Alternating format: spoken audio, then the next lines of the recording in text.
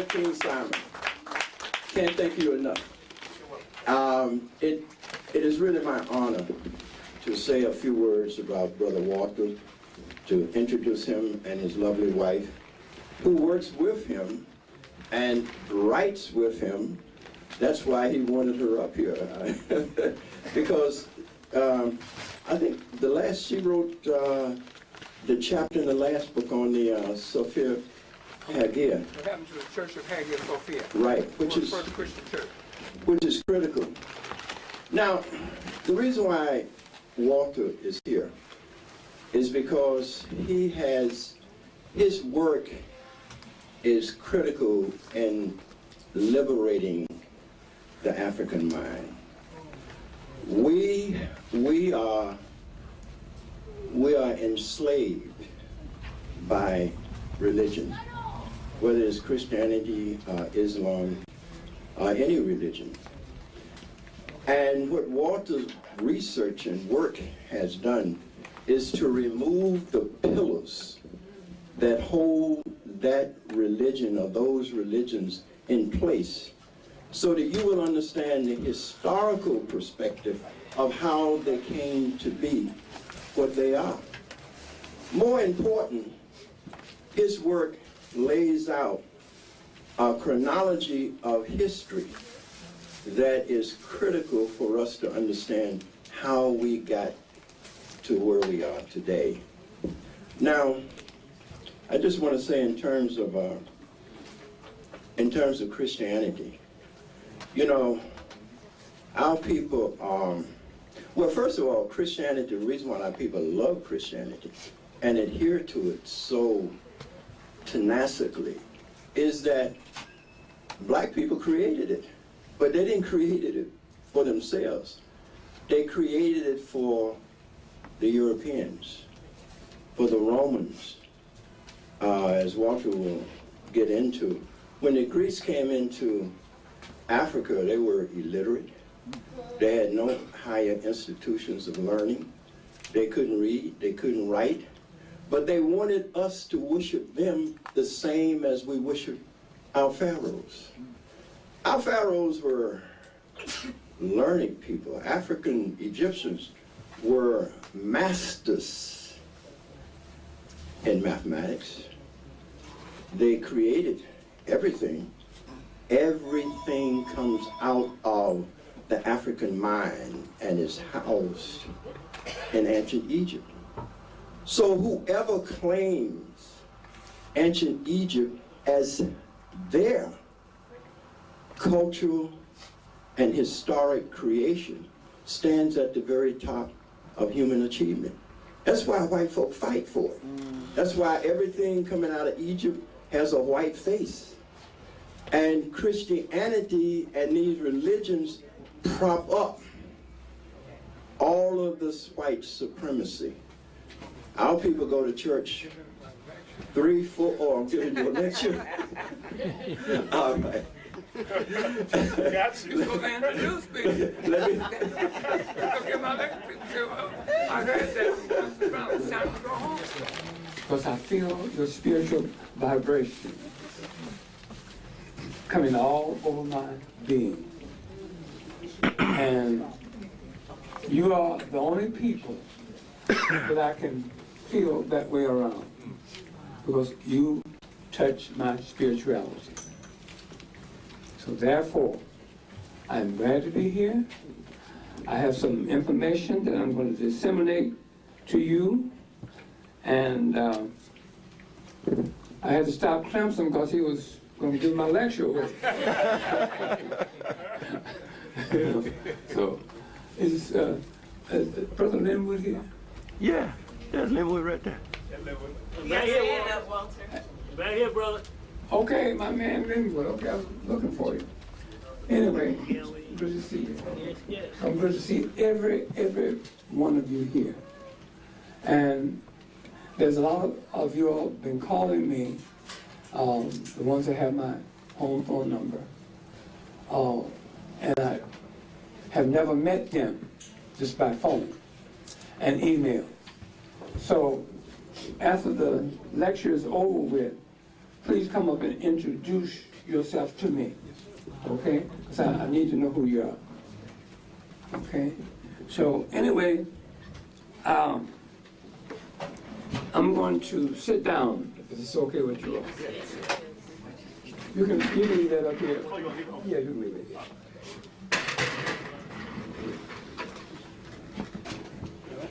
Yeah, thank you.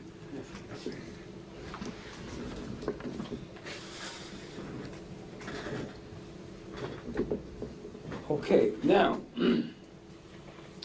there are 3 or 4 or 5 things I'm going to talk about tonight. Of course, you know, religion is one of them. We're going to talk about knowing thyself. Who are you as a human being? We're going to talk about who's this man called God. We need to know that. There's a lot of confusion going around, not only in America, but all over the world about God. Because these religions put the confusion out there in man's mind. Okay? And we're going to talk about that. We're going to talk about ancient Egypt, which is our nationality that we should and have to unify around. We can no longer call ourselves blacks, Negroes, and African Americans anymore, because people have the wrong impression that our history as an African people started in America using those names. In fact, the Smithsonian Institute and Museum in Washington, D.C. created a museum that's entitled African American Museum of History and Culture. And they have on display there a great big huge slave ship. In other words, they're telling the world, and they're also telling us as an African people here in America that our history started right here in America. That's not true. So we're going to talk about that. We're going to talk about the Moors, who they are, where they are, and what happened to them. What role did they play in human history, and so forth and so on. So then we're going to talk about the world's first Christian church, the Hagia Sophia.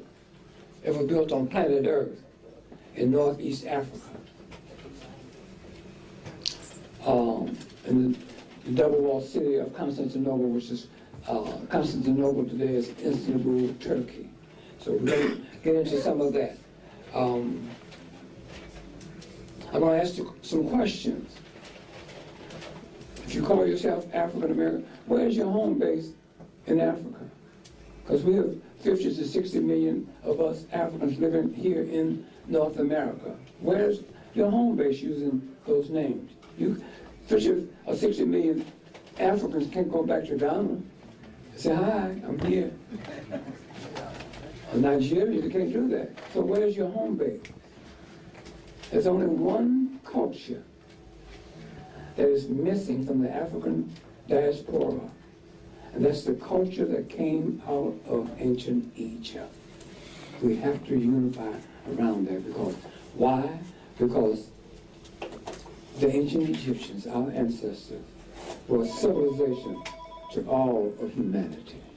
So we're going to talk about some of that if time is permitting me to do that. I'm going to talk about how Negroes got religions. In fact, I have some literature that I'm going to pass out that you can have of how Negroes got religion. Here it is right here. And I'm going to show you with this literature how Negroes got religion. And I'm going to show you on the flip side of this literature what damage this religion is doing to us as a people. Okay? We at a crossroad now. We are going to have to divest ourselves from all religions. I'm sorry. Is anybody Christians here? Raise your hand. Is any hands going up? Your handcuffed. Are there any Muslims here? Any hands going up? I can't. Yeah, there's one. One back there, okay. And are there any black Hebrew Israelites here? Any black Hebrew Israelites, Clemson? Nobody acknowledging it. Okay. And then are there any so-called black Jews, which I know that black Hebrew Israelites, they try to fit themselves into that category. Are there any black Jews? Okay. All right, now, we're going to have to understand something. That no human was born with a religion. That's the first thing you have to understand. That no human walking this earth. You got 7 billion humans walking this earth as human beings. Of all races, creeds, and color. You got 6,500,000,000 of the 7 billion humans walking this earth are practicing a religion. The other 500 million are not practicing a religion, which is good for them. Now, the question has been asked from people as I go around the country lecturing and as I do talk radio shows around the country. I do quite a bit of those. Every week I'm on someone's radio show. And the question comes up, how did people get religion? Very good question. Okay. People get religion that is passed down to them from their parents. That means this. After 9 months of incubation in the womb of the body of a female, this baby comes out of her body, her womb, attached to her umbilical cord. All humans come out the same way, okay? And the doctor cuts the umbilical cord to separate the baby from its mother. Now the umbilical cord for 9 months kept that baby alive in its 9 months of incubated development. The umbilical cord carried food, water, and air to that child. Now, mind you, I'm going to the very origin of how people get religion.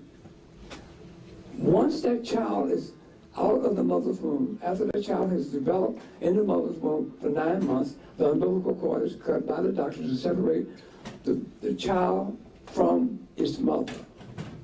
Now, what continues to flow in the body of that child is life, okay? So in other words, all humans are given an indwelling, divine, spiritual birthright. That's their life that's surging through your body at this very moment that I'm talking to you. You still have that birthright. It was given to you. That's your indwelling, divine, spiritual birthright. But no human on earth was given a religion. You were not given and born with a religion. Religions are something that's man-made, something that's not natural. It's not natural. So you were born with everything that you will spiritually need coming out of your mother's womb at the time of your birth. I want you to really understand that you had everything that you spiritually needed to sustain yourself as long as you lived on earth as a human being. You had everything coming out of your mother's womb, but you did not have a religion. Man created a religion for you to control your thinking and control your actions. That's what religions are designed for. That's the purpose of all religion. I don't care what religion that you may call it. All religions, remember, is unnatural. The religion destroys your humanity. It takes away your humanity without you ever knowing it. Now, how did you get a religion? The first religion ever created by man on earth is known today as Christianity. That's the world's first religion. Never mind this Judeo-Christian, that's a lie. It's Christianity that is the world's first religion created by man. Okay? So now, how did you get this religion called Christianity? Your parents, your mother and father, passed this disease and virus onto you in your child early age of your development. Pass it on to you. Why? Because your grandparents passed it on to them when they were innocent children. And your great-grandparents passed it on to your grandparents. And your great-great-grandparents passed it on to your great-grandparents. And it goes back. So today, I'm sitting here now at a moment in history that we have to understand what has happened to us, and we have to stop it. To cut it off. It's over with. We can no longer go and put our minds, our spirit, and our life into divesting into a religion. We can't do that anymore. See? So therefore, but in order to change, you have to know what happened, how that religion was developed. See? You can't change anything unless you know the origin of the development of that religion, or these religions, or those religions. You have to know the origin of it. You have to study for that. You have to research for that, like I did. Okay? Now, what are you born with as a human being coming out of your mother's womb? You were born with a pineal gland. A pineal gland is a sensory organ that sits in the middle of your brain. It serves as a receiver between you and your personal universe. It's a conduit. And the bottom of your pineal gland are your nostrils. What do you do with your nostrils? You intake air to keep your indwelling spirit alive inside of you. Keeps you alive. So now, with this pineal gland and this conduit, which is your nostrils taking air and keeping your human body alive, you also, it takes you into your spiritual realm of your humanity. Okay? Every human walks this earth with the same thing. Every human walks in this around on earth. 7 billion humans walking around this planet we call Earth, living in their own personal universe. Where is your personal universe? It's your mind. In other words, if I cut your head open, I can see your brains, but I cannot see your mind. Your mind is invisible. See? So that's your personal universe. See? Now, you can create in your personal universe. Your personal universe can develop things. You can cause things to come about, all from your thinking. It's all thought. You see, now, 24 years ago, I had this book in my conscious mind. No one could see this book but me. It was in my mind. I created this book. So therefore, you can now read what's in this book that I had in my mind 24 years ago. It's right here. It's my creation. Also, I want to tell you this. Individually, no human can create anything with life in it by themselves. A female cannot create anything with life in it by herself. A male can't create anything with life in it by himself. The two has to be mated together sexually. And from that sexual encounter comes pro-life. You see? Now, you take this microphone that I have, take this table here, you take these chairs, and you look at everything around you. Everything you see around you came out of the minds of either a female or a male. Okay? But everything you see around you has no life in it. It's dead. Has no life. See? When you get life, life comes from procreation by a male and a female having a sexual intercourse. Let's bring it down front. Now, your mind and your subconscious mind interacts with each other. Where's your subconscious mind on your physical body? It's in the same place that your mother carried you for 9 months, right here in your abdomen, right here. That's where your subconscious mind is. You have hunches there, intuition, and different things like that. It interacts with your conscious mind. So therefore, this is part of your humanity that I'm explaining to you. Okay? So remember, you were not born with a religion. Man created this religion and gave it to you. Just like when Carter G. Woodson wrote his book, The Miseducation of the Negro in 1933. He says, if you can control a man's thinking, you do not have to worry about his actions.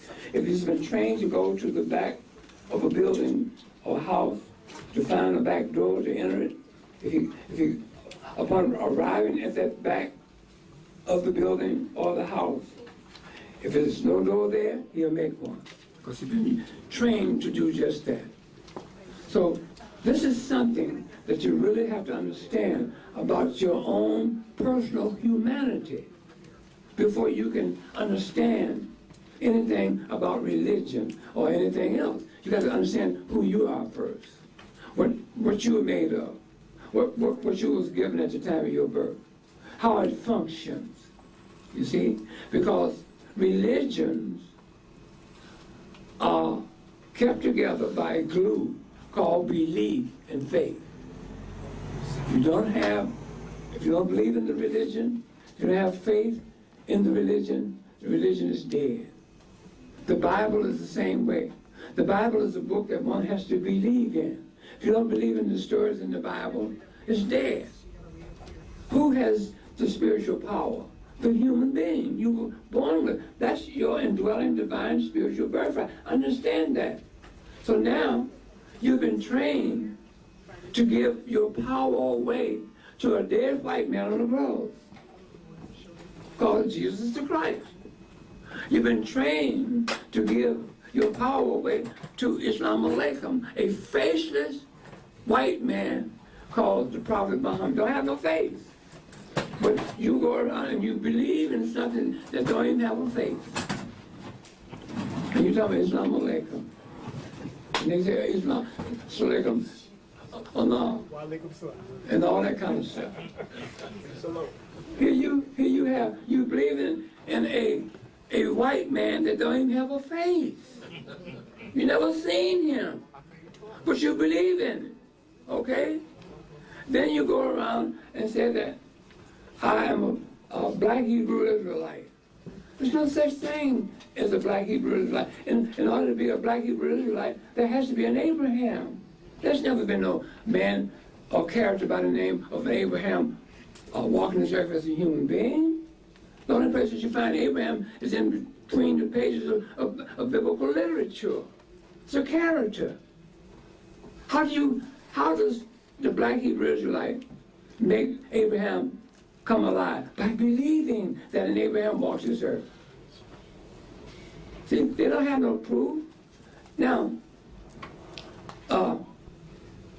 the Jews are saying this. Right here in New York, there's a rabbi by the name of the initial S, David Sperling, who wrote a book called The Original Torah.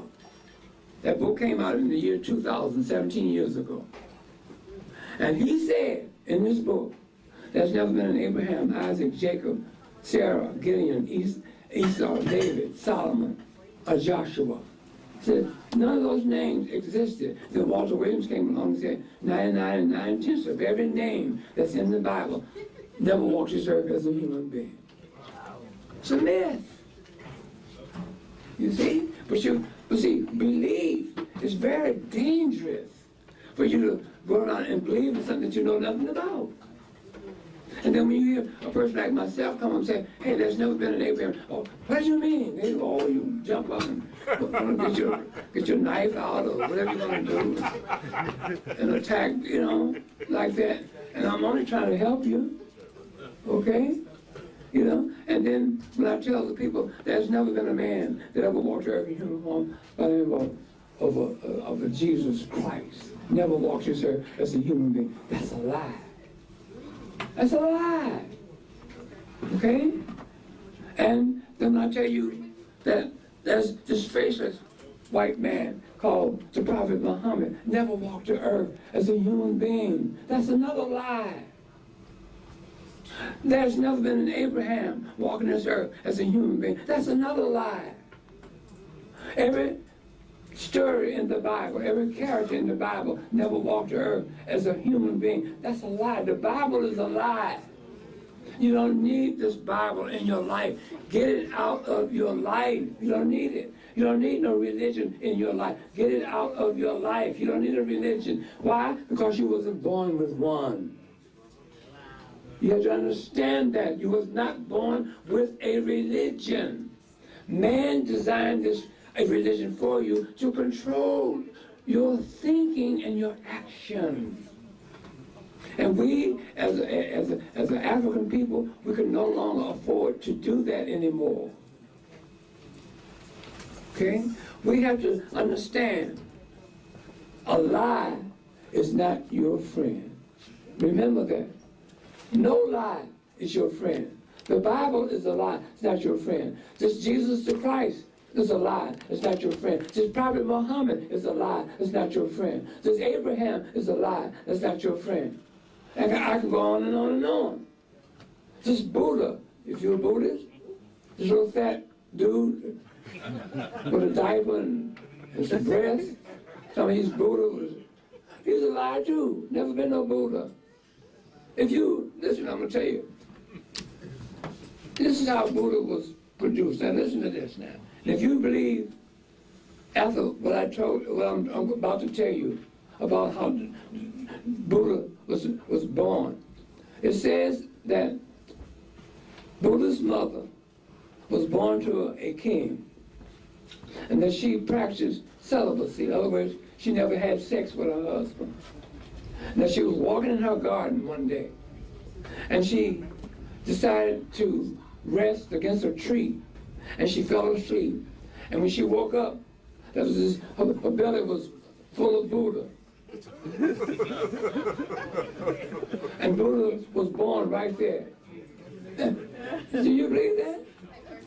If you do, you're the damnedest fool I've ever seen in my life.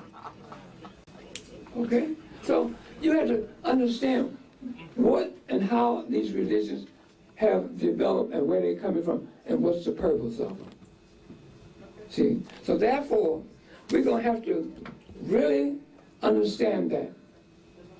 Okay? Now, I want someone to pass out some literature for me. Okay?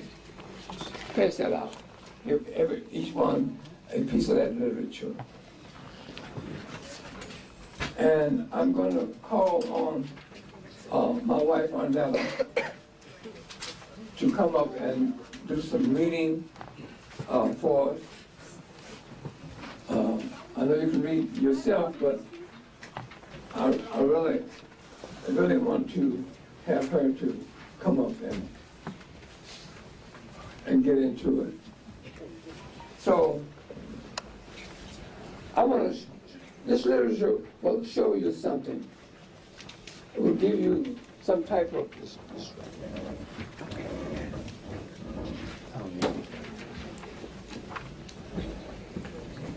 So let me know when everybody got their literature.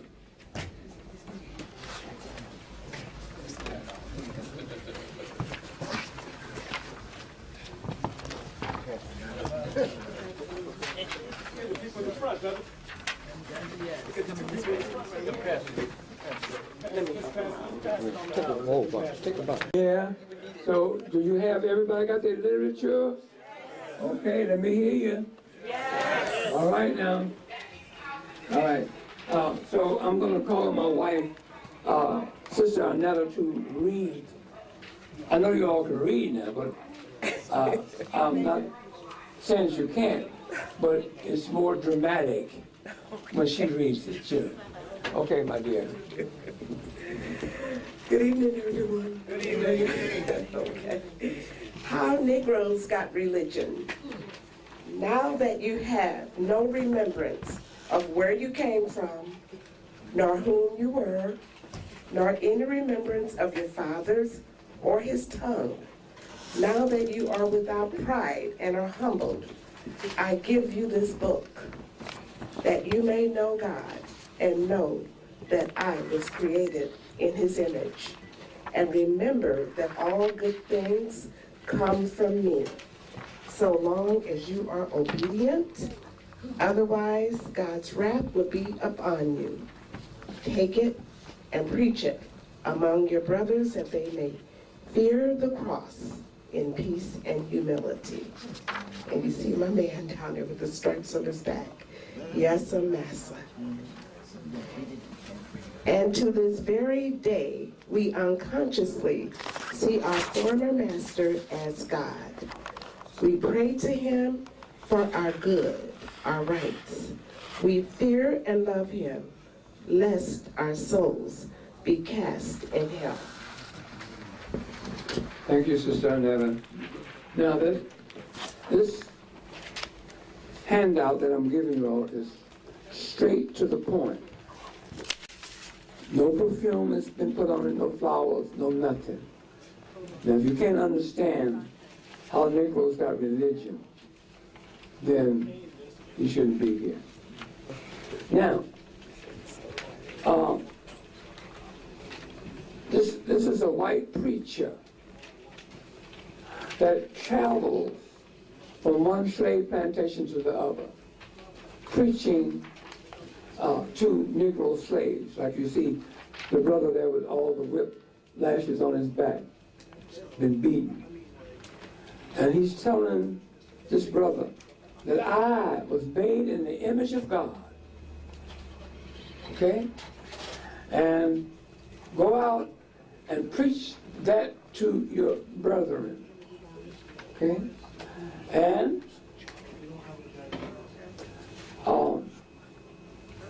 if you look on the other side, this side here, I'm going to tell you, this side here will show you the devastation and the damage that this religion called Christianity is doing to us as a people. Now, this is a picture that came out of Life magazine in the year 2004. It was inserted in the Chicago Tribune, and my wife came to me. I was lying in bed. She said, Walter, I want to show you something. She said, look at this. And when I looked at it, I didn't have to read it. I saw this image that you're looking at now. And I began to cry. Why did I begin to cry? I'm going to tell you why. Now, this picture was taken right here in Brooklyn, New York. It says, at a church in Brooklyn, you come down about right here where my finger, you can pick it up. At a church in Brooklyn, a solitary boy communes with his God. Now look up and see who his God is. This is what you're doing to your children, and this is what you're doing to yourself. This white man is your God. This is His grace. Now, this has been out 13 years this year. That young man there is probably grown and having children of his own. What is he doing to his children? What do you think he's doing to his children? He's passing it on, isn't it? See? So it has to stop. It's devastating right here. Just look at the picture. You don't have to read nothing, just look at it. And another thing I want you to take notice. Turn back on how Negroes got religion. Look at that scene. Do you see the brother with his whiplash on his back? And you see the position that he's in? Huh? Now turn around and look at where the position that this boy is in. Same position. It's devastating. Let me tell you something. When an individual goes to church, they are going back to the slave plantation. I'm going to tell you how. All churches are replicas of the slave plantation. I'm going to tell you how.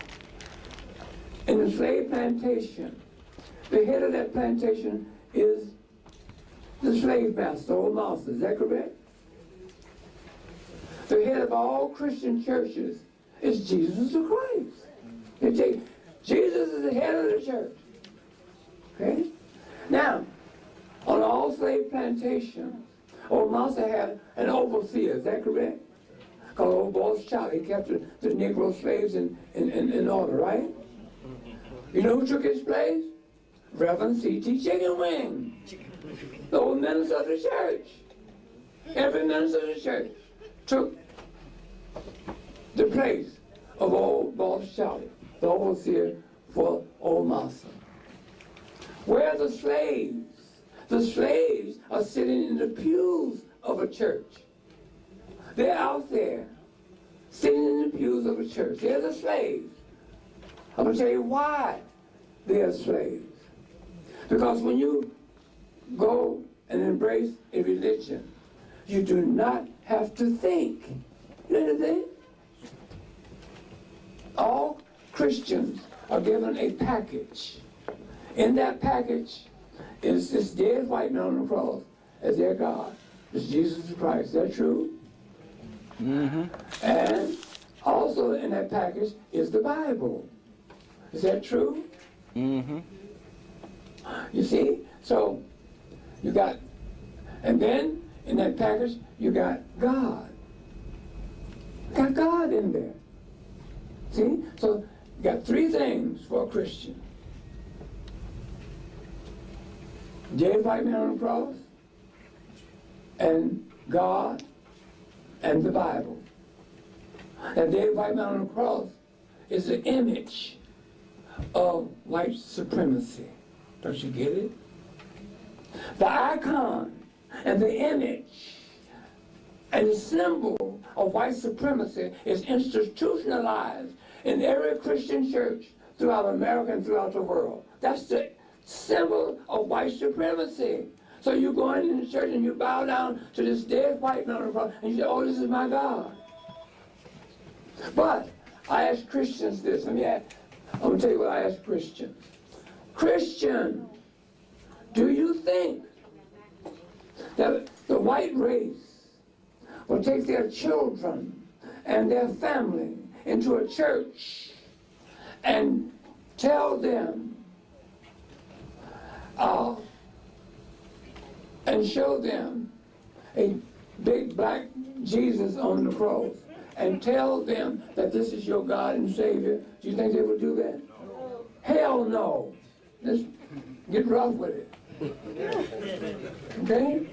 Then why are we Africans going into these churches bowing down to their image, giving them the privilege of walking around the world, studying over us, telling the world that we are inferior, that we are nobody, that they are superior? Okay? Why? Because we give them that authority. Why?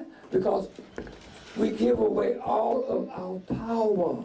The power that I told you that you was born with, you remember that? That you coming out of your mother's womb? You give all that away. You give it away. You give it not only to Christianity, to all religions. Because all religions is based off of a lie. And in order to make that religion alive, you got to believe in it. See? So you have to believe in a lie. So this controls you.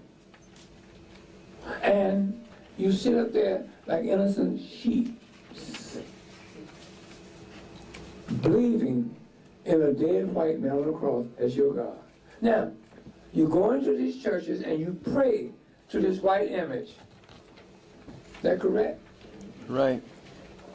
You pray to this white image for your protection. Oh God, please protect me. But now, God is not hearing your prayers because God allows this white male to enslave us as a people. What was God doing? You go into these churches and you pray to this white God. And this white God allows this white male to lynch us. Between 1880 and 1940, you had over 4,000 lynchings of our people, our African people, hanging from trees. Where was this God that you prayed to in these churches? Where is it? You go into these churches and you pray to this white God. And he allows this white male to Jim Crow us. Okay?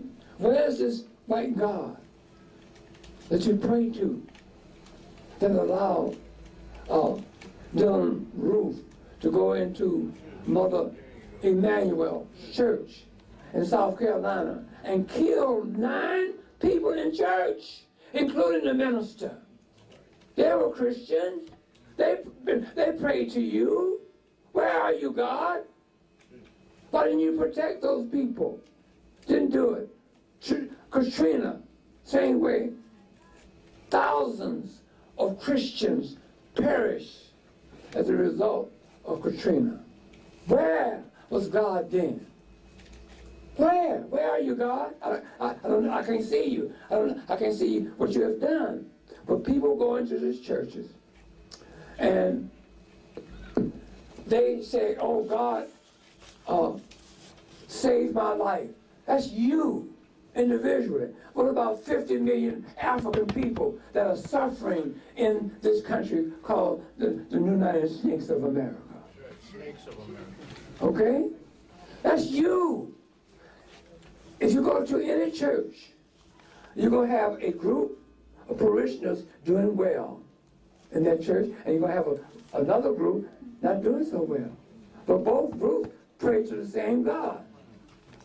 You mean to tell me God heard and blessed the group that's doing well, and God did not hear the group that's not doing well? Something's wrong with that.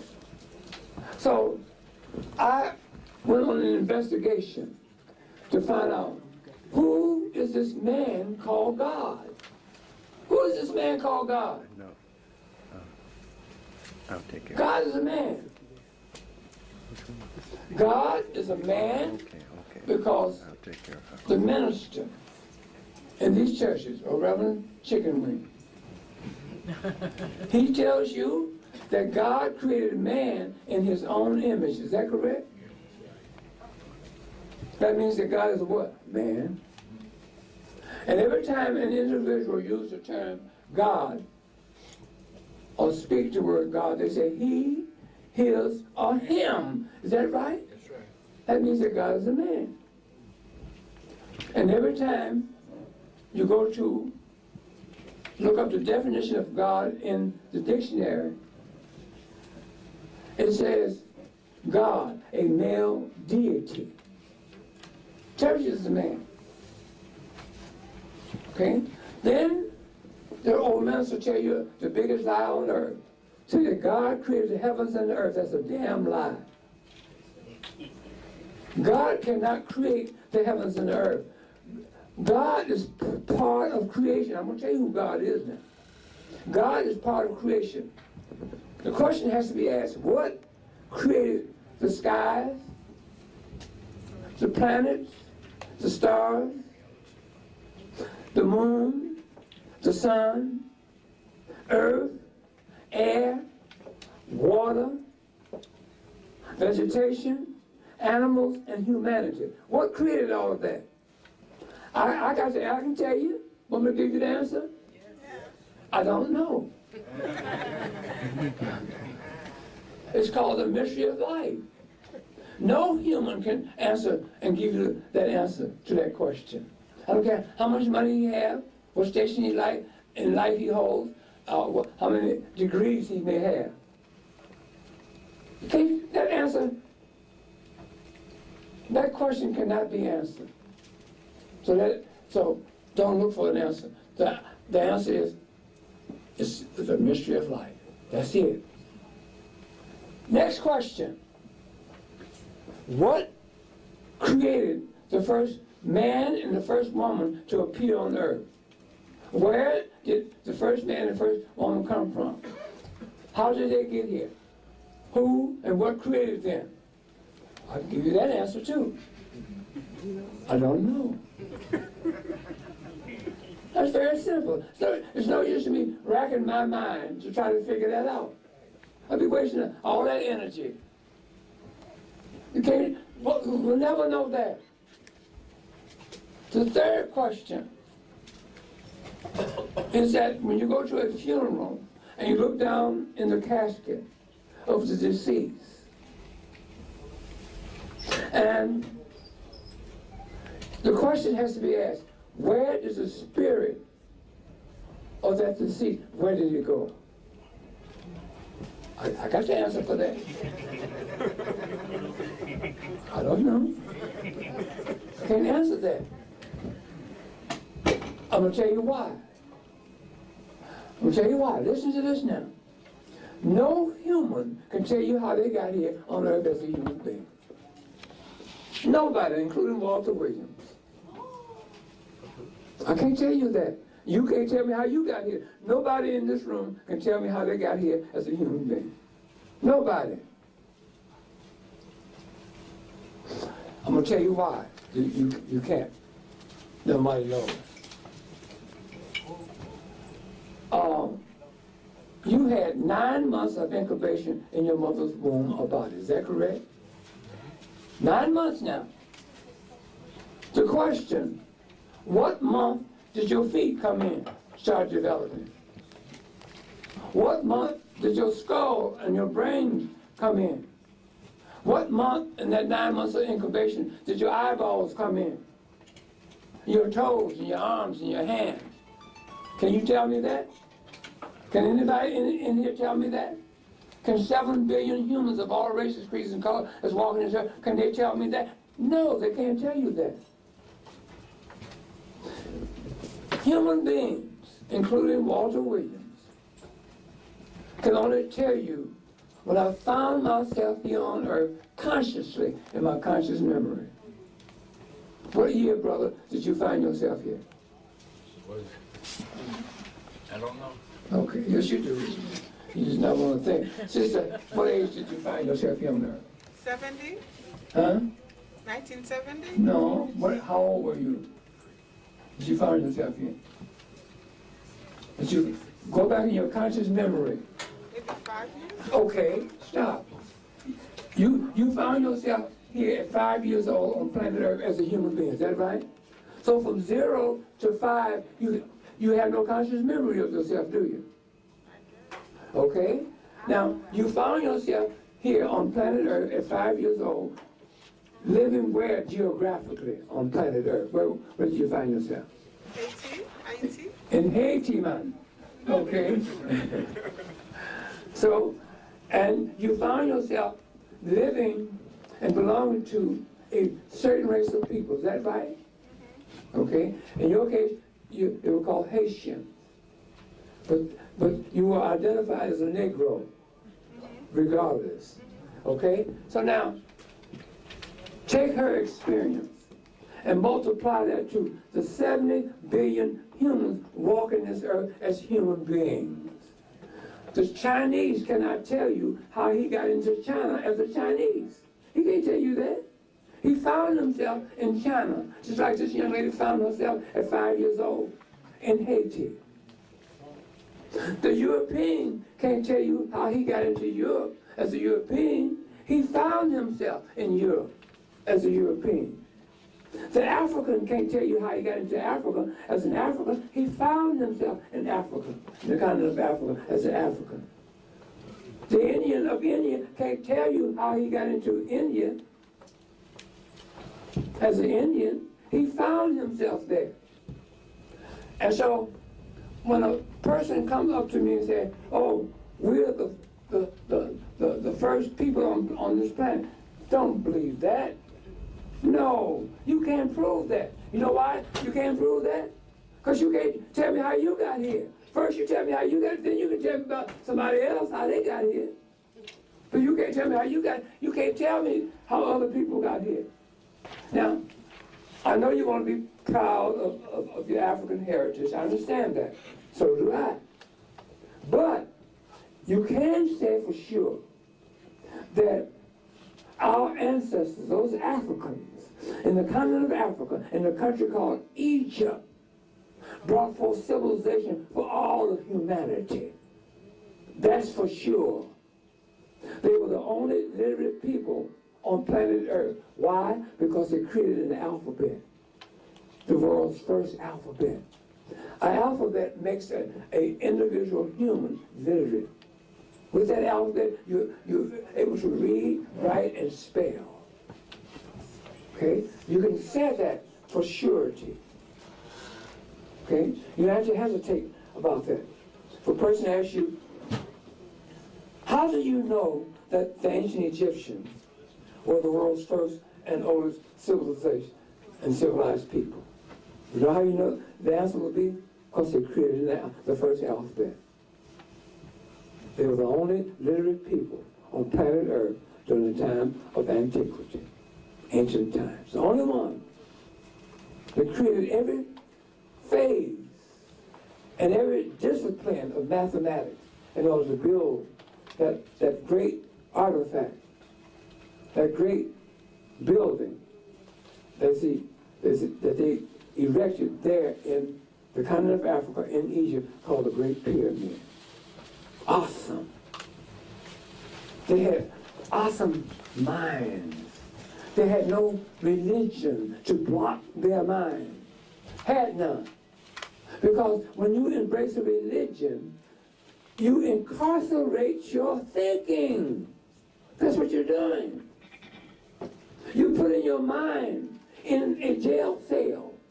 Just like when you go to prison, they give you a space to live in. A 6x9 jail cell, or whatever the space is.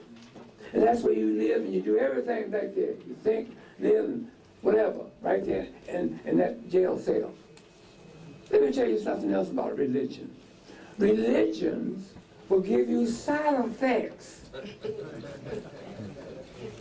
Just like when you get sick and you go to the doctor, and the doctor prescribes a medicine for you.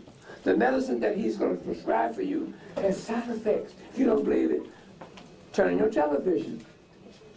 They'll tell you what these medicines do for you. Mess you up. They said it'll mess up your liver.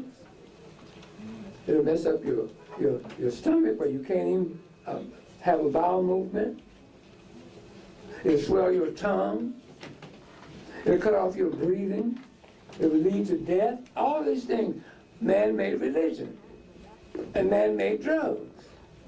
Man-made religion, on the other hand, gives you side effects. What kind of side effects? Confusion. If you don't know who you are, like I explained to you when I opened my lecture up to you, if you don't know who you are as a human being, if you don't know your own personal humanity about your pineal gland, about your nostrils being the bottom of your pineal gland that brings air into your being and keeps you into consciousness. And whereby this consciousness takes you into your own universe, and so forth and so on. So you remember that when I told you that? If you don't know that, then you are confused. If your parents gave you a religion instead of telling you that, it's not their fault now. I'm not blaming your parents. They did the very best that they can, because your grandparents did it to them. See, so they did the very best. So therefore, confusion. You don't know who you are. You don't know the power that you were born with by not knowing who you are. So the first side effect is confusion. The second side effect, it limits your thinking. Religions, all of them, limits your thinking. Belief is the glue that keeps all religions together. Belief. Belief is dangerous. Why? Because it incarcerates your thinking. You give away all of your power to these various religions by believing. Incarcerate your thinking. Put you, the human being, in bondage. Why? Because you go right back to the slave plantation, which is the church I mentioned before in my lecture. You go right back there, and you reenact slavery all over again without knowing. We had 246 years of chattel plantation slavery, and today we have 152 years of self-inflicted slavery. But you're free. You're free now. So you're free to go back to the slave plantation, and you do in these churches. That you're not aware that you're going back to the slave plantation. Now, if our ancestors, the ancient Egyptians, had embraced a religion of any kind, they would not be able to have built the Great Pyramid 490 stories high. Big thinking. The base on each side, you have 4 sides of that pyramid base. Each side of that base measures 756 square feet on all each side, 4 sides. Awesome. With olive stones that weighed over 250 tons. How did they get them up there? Huh? Big thinkers. Their minds was not blocked. The minds wasn't blocked for the religion. Somebody, oh, I love Jesus and Islam alaikum, and I'm a black Hebrew Israelite, I'm a Buddhist, and I'm a Jew, and all this foolishness. Didn't have that. They built the great Sphinx. The body of the Sphinx is 1 city block long, 6 stories high, with an African face carved in stone to let you know who they are. Not where, but who they are. Big thinkers. They had a religion. All religions you had to believe in. So therefore, your mind is being what? Incarcerated. It limits your thinking. The third side effect is animation. During Easter time, it's coming up in a month or so, they tell you, or Reverend Chicken Wing tells you that Jesus was crucified on a cross, that he had his cross on Mount Calvary, that he was nailed to the cross. And what do? You sit out in the pews and you listen to that story and you begin to do what? Animate it. Becomes animated in your thinking. Is that right? Easter, Christmas time.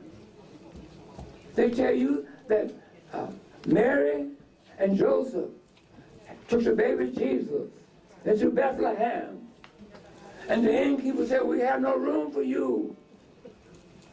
That they took the baby Jesus out, and they found the barn out there, and they made a manger for this baby Jesus.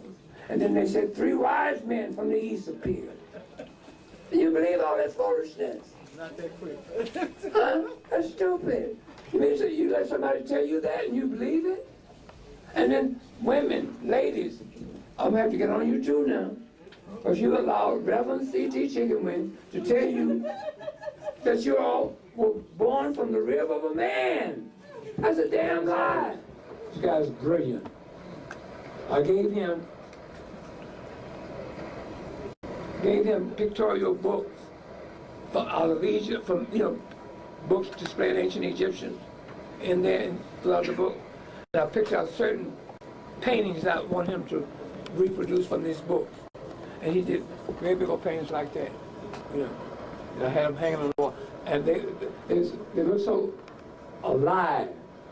Like you just go out, and the people were there with us, And I got that. I bought my artifacts from a place in Los Angeles, California, that did reproduce ancient Egyptian artifacts. So I bought that, and they sent me the big mask like this, and I bought a couple of those, and bought a whole lot of artifacts, Selkat and Nefertiti's, and you name it, And that's how I did it. So I had the museum for 11 years, okay, up and running. And then my wife passed. And then I met my present wife. We've been married for 24 years now. All right. Hey, So anyway, that's the story of my museum. The artifacts, I have them. Huh? I closed it. I funded it out of my own pocket. January 2001, I had it open for 11 years. From March 11, 1990 until 2001. I funded that out of my own pocket. And I had classes. I taught classes up there, and I had a staff of scholars that I had taught to teach these classes, and I got income from that, from the tuition that they paid, and then anything lacking, I paid out of my pocket. I paid heating, the gas bills, the light bills, the real estate taxes, the insurance, all that I had to pay.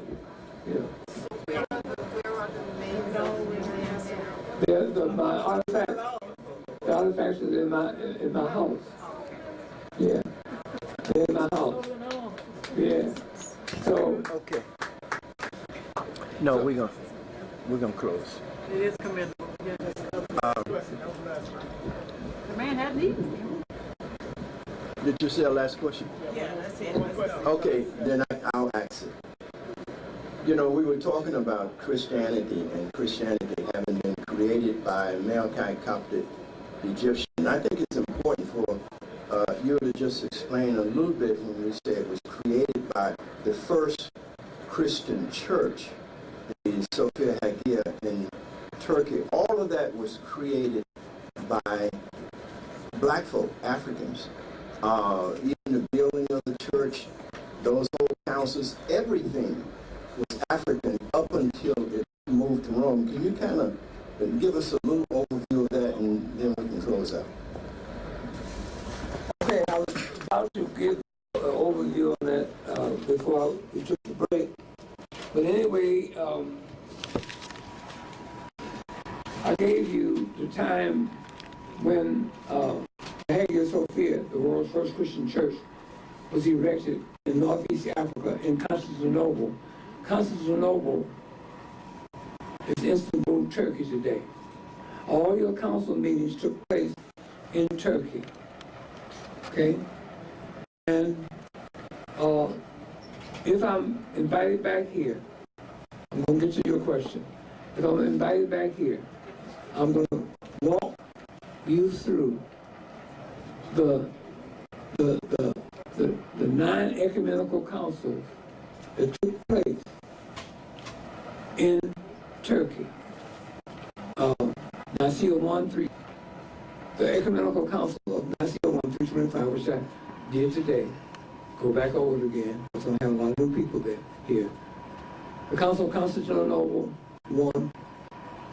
381, Council of Ephesus 431, the Council of Chalcedon 451, the Council of Constantinople 553, the Council of Constantinople 680, a new council meeting never heard before, Council of Hieria 754, the Council of Nicaea 787, the iconoclastic council meeting, and the Council of Constantinople 4, the Phocius Philippi council meeting.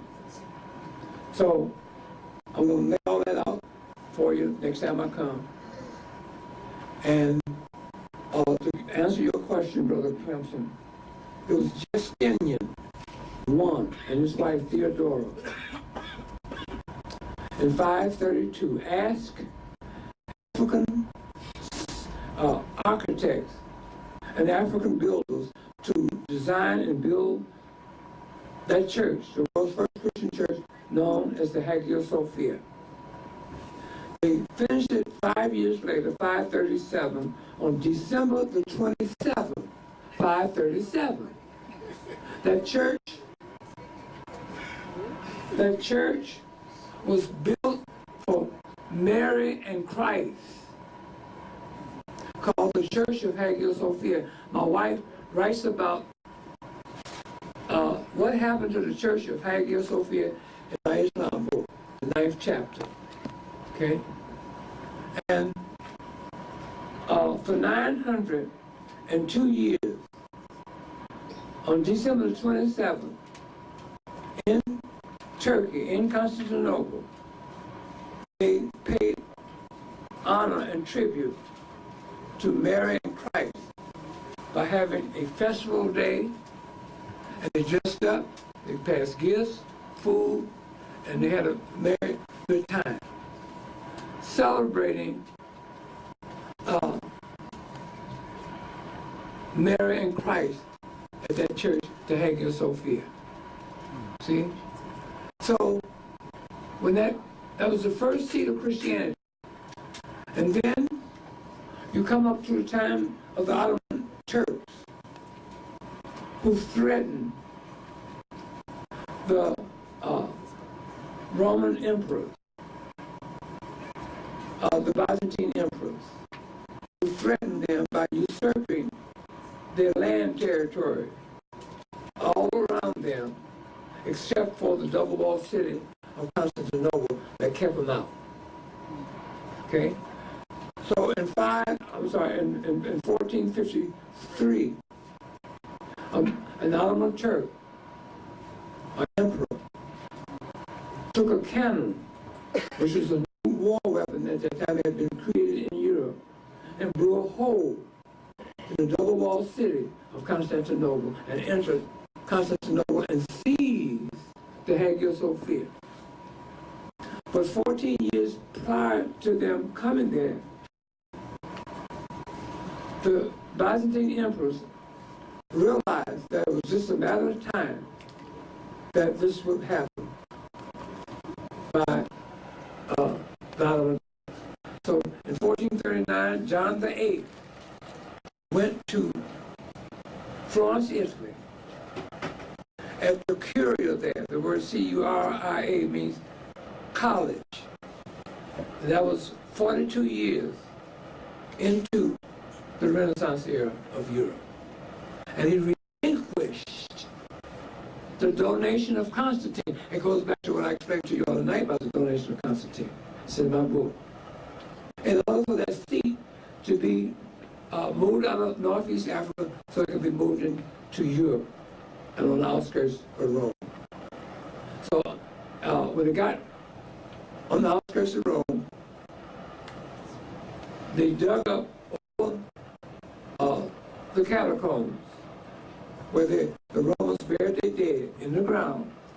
They dug up those dead bodies to make ready for the foundation of the building of St. Peter's Church in 1445. See? St. Peter's Church and the Sistine Chapel was built by the Moors. Africans. They built that.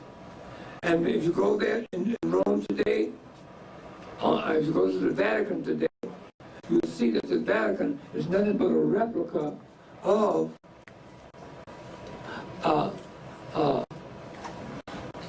Constantinople. Replica. See? And you gotta, next time I come, I'll give you a history about the Moors.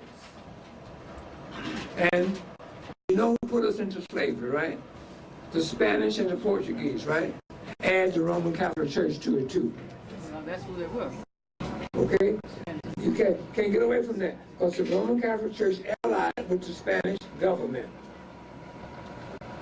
And then they're in the forefront and forerunners of slavery for us Africans in America. So anyway, with that, I'm going to end my lecture, and I'm glad to see you all. I have enjoyed myself, and I'm going to tell everyone in here that I love you. Love you too. I really love you. Okay? So thanks so much. Brother Harold, a round of applause. We want to make a little presentation to Brother Walter Williams. And Sister Arnetta. Hey, Sister Arnetta. You can have brother. Here's the mic, please. Hotep family. Hotep! Once again, should give a round of applause, with no pause, for Brother Walter Williams and his better half, Sister Arnetta. Hotep to both of you. And thank you, Brother Simon, for the work that you've done, you're doing, and you continue to do. And Brother Clemson, world's top #1 videographer of ancient African, our story, with big glory. At this time, I would like to present to Brother Walter Williams and Sister Arnetta a token of my/our appreciation, because I have universal love for my African family before, during, and after. And with that, I'd like to present first to Sister Arnetta. This is for you. Arnetta?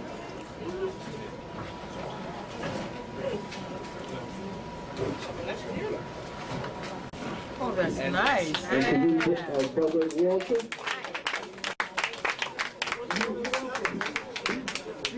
Harold from the Bronx. And now for Brother Walter. This is for you, my brother. Oh, that's beautiful. Thank you, man. Thank you. Thank the community. Believe me. All right. Now this is a belief system that I work with for myself. Each and every one of you. I may not ever see you again. Turn that around.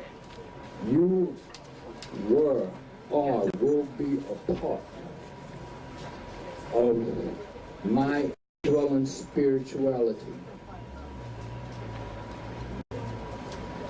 I love you. Love you too, Love brother. you too, Love you brother. back. Okay. I love you. Love you, brother. I need a wisdom and truth. That's how our ancestors, I think, did it. And in closing, ancient African proverb, if you want to go fast, go alone. But if you want to go far, go together. Hotep. Also, Brother Harold, and also, thank you very much. And of course, we want to take a picture? Okay, we taking pictures now. Huh? Go ahead, brother.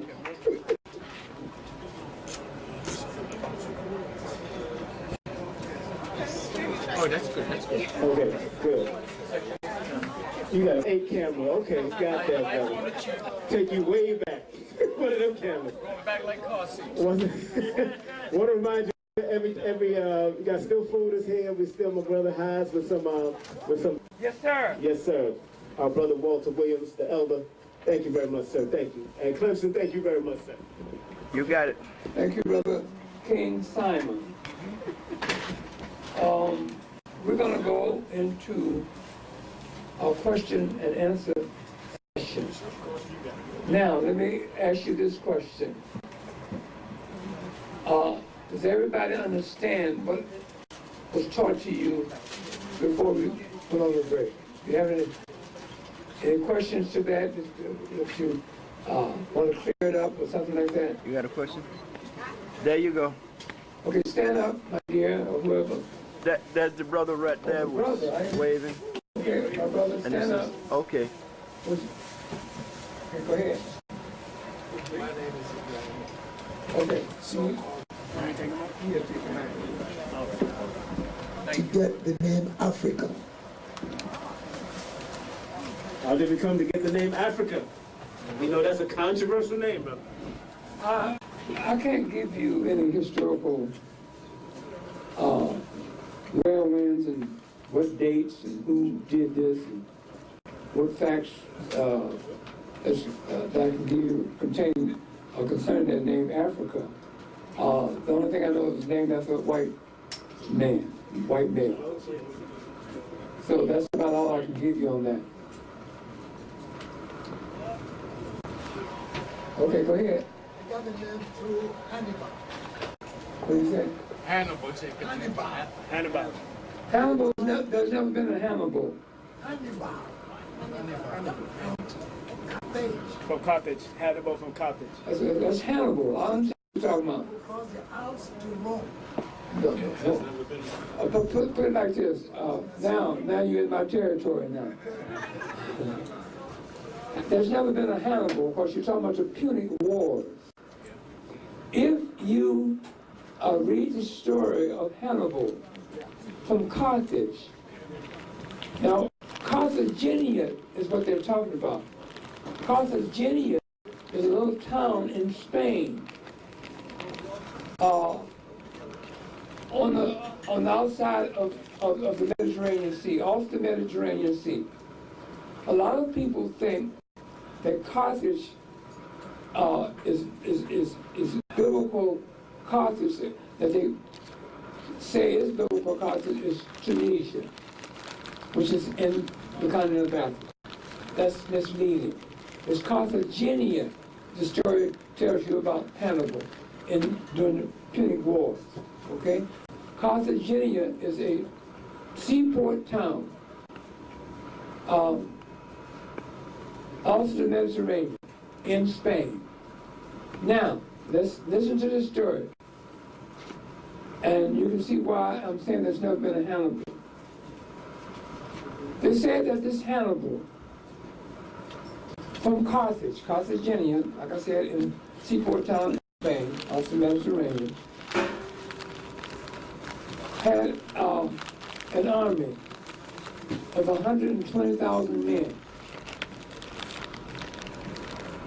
You're supposed to have 90,000 infantrymen, men on foot, 30,000 cavalrymen, men on horses. That this 120,000 armed forces of Hannibal went through the country, and also he had 40 elephants now. That he went through the country of Spain, all through the country of France, up into the Swiss Alps, where it's cold as hell up there, and came down in Rome. You hear that story? If you believe that story, then I have to say, okay, fine.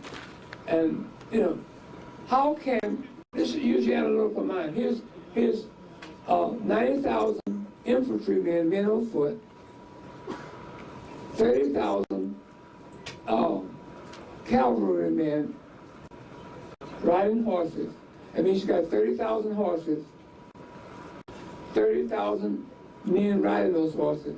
You got 90,000 men in that army on foot, and you got 40 elephants. Who's feeding all these people? Where are they getting their water from? Who's taking care of these horses? Who's feeding these horses? And when you go up in the Swiss Alps, cold as hell up there, with some 40 elephants. Elephants are warm-blooded mammals. They can't survive in cold weather. They don't eat snow. They eat like an elephant. Okay? So when a person tell you about Hannibal, you tell them, say, "Go, no, that's wrong, man." Okay? You say, "No, man." Okay? So that's my answer to you about Hannibal. It's never been a Hannibal. And that's the reason why, because I just got to explain it to you. I'm not buying the story. Okay, any other questions? Go ahead. Yeah. Go ahead, sweetheart. My question relates to my visits to several countries in Africa. Okay. And one of the things that I learned, and I perhaps got a better understanding from your lecture, about the ancient Egypt. No one can hear you. Well, the ancient Egyptian Come was... get the mic, sweetheart, so everybody can hear you.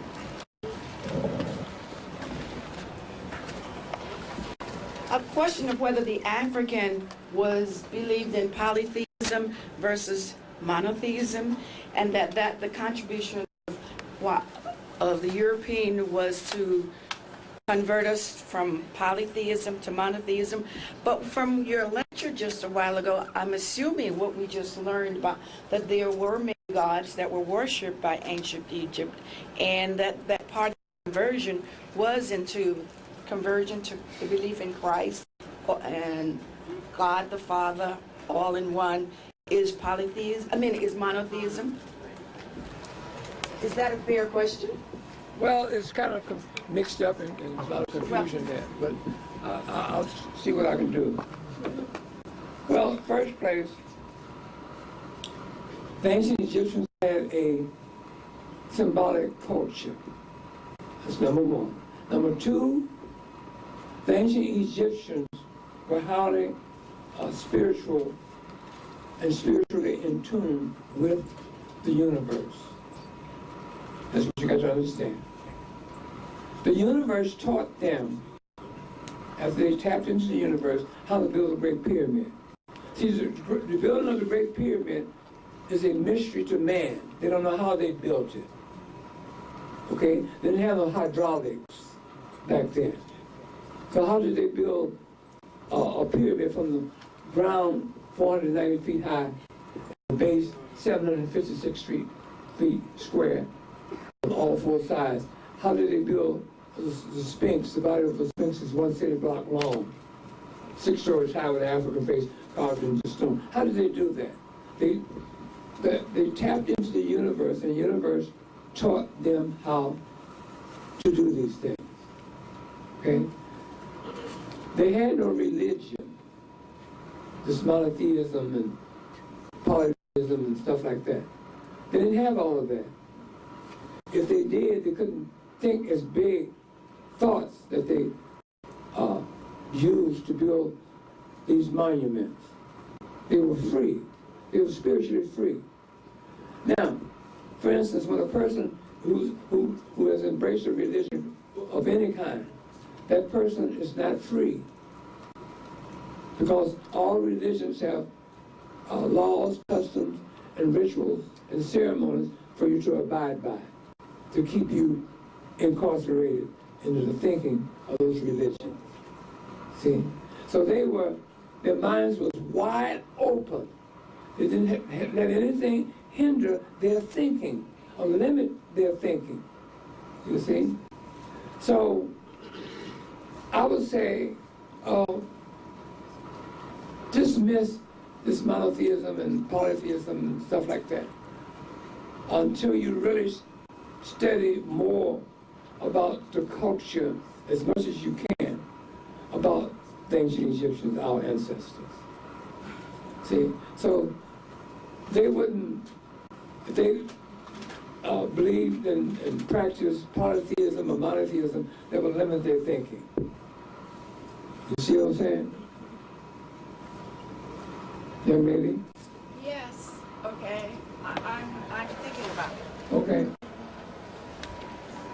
So my answer to you is to say that I don't think so. Because, you see, because any type of religion, monotheism means one, polytheism two.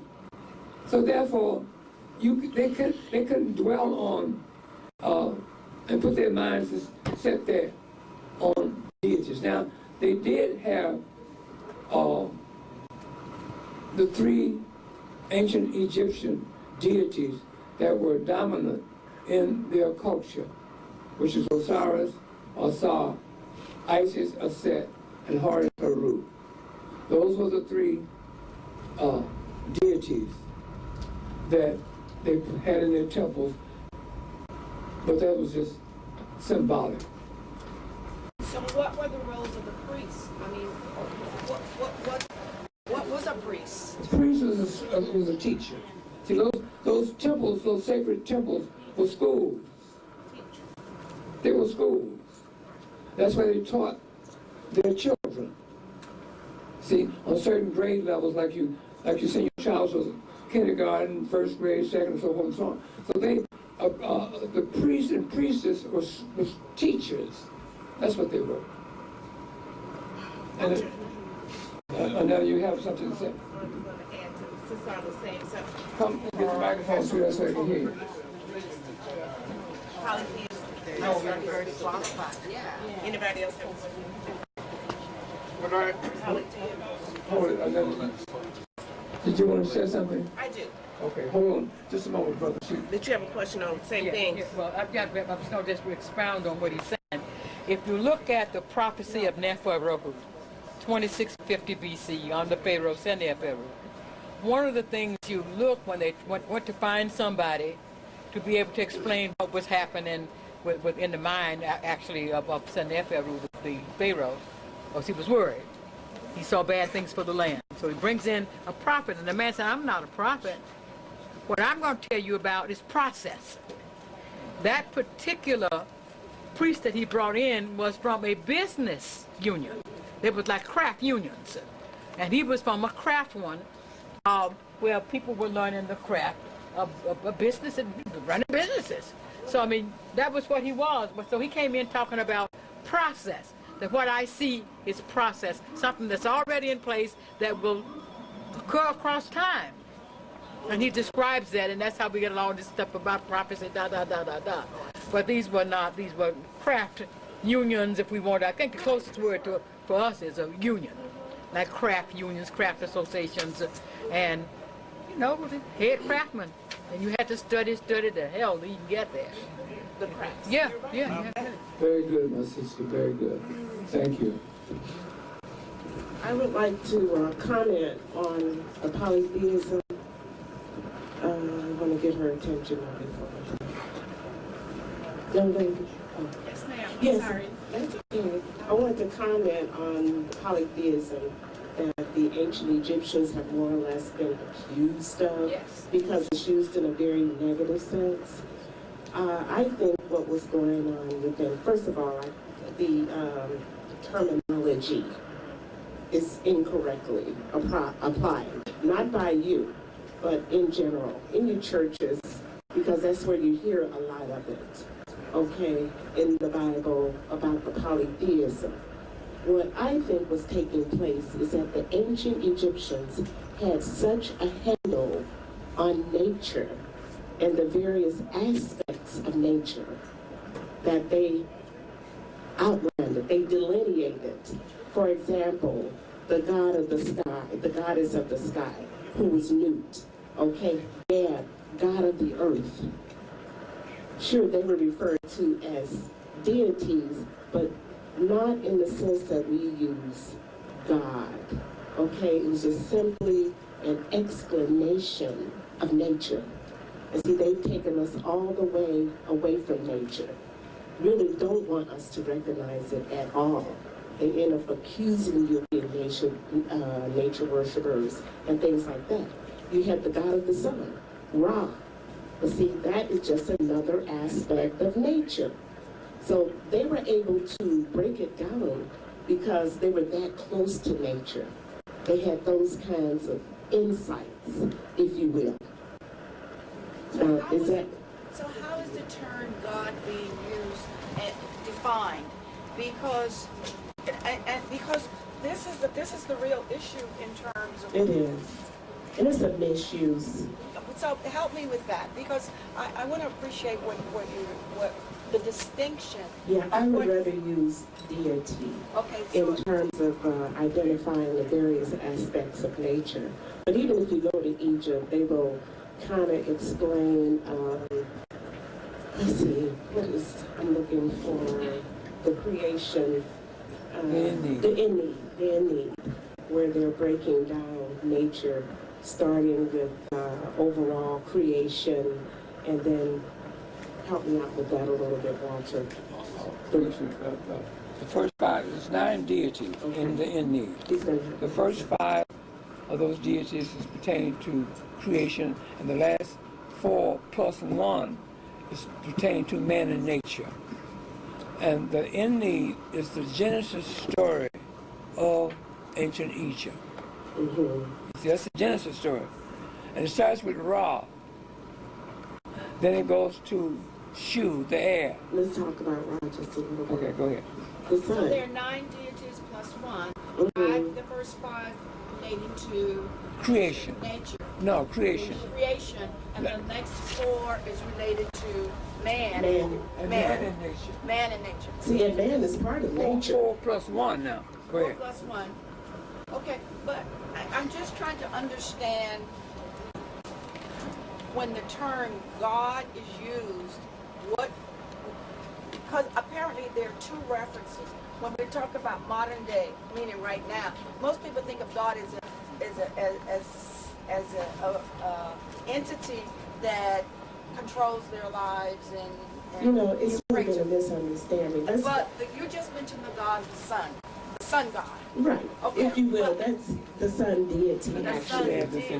No, before we go on, let me explain one other thing that might help to clarify this. Now, when he talked about the triad, which we know today as the Trinity, okay, no one seems to have a problem with that. These 3 are one.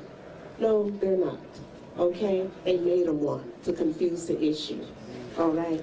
Now, when he talked about Osiris becoming the Holy Ghost, Osiris also became the god of the heavens when he was rendered invisible.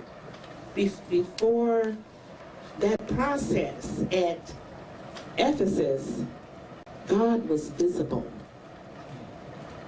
And Pharaoh was more or less held up as the god of example, morals, and that kind of thing.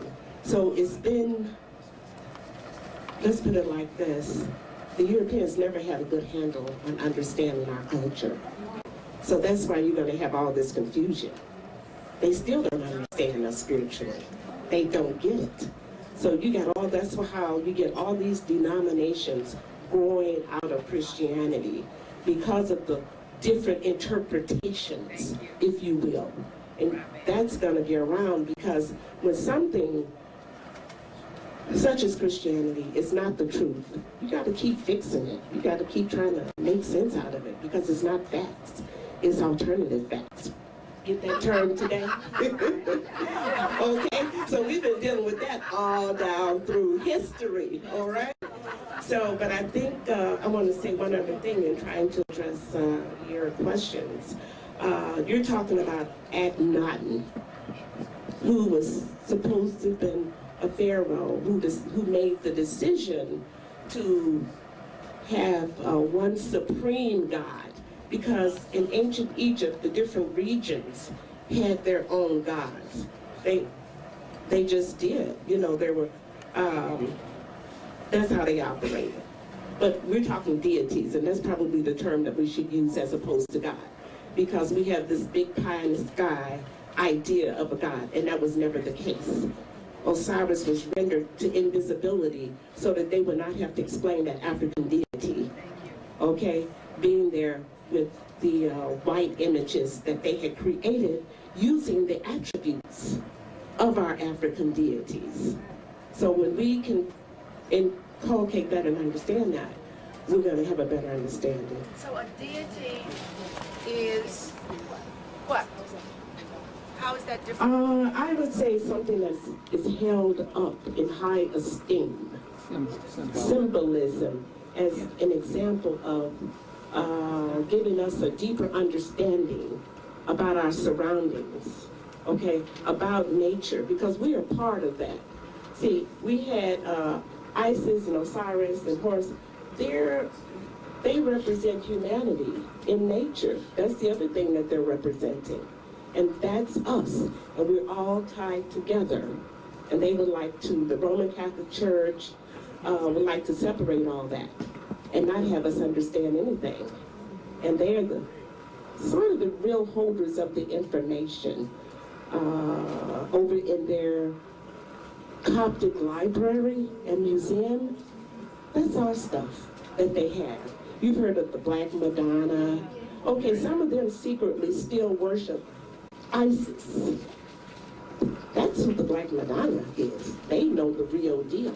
We just don't know it. Okay? Okay, I hope that shed a little bit of light.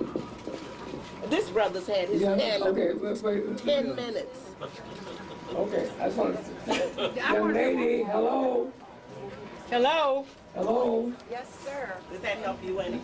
Yes, ma'am. Okay. It still raised more questions, but you know what? That means I got to do the work and go kind of do some of this reading and kind of pull it together. And go to Egypt. Yeah. I have been to Egypt, and I've been up the Nile. I've done that. I've been to a lot of the. I've done that. Did you do it with the sister or a brother or Caucasian?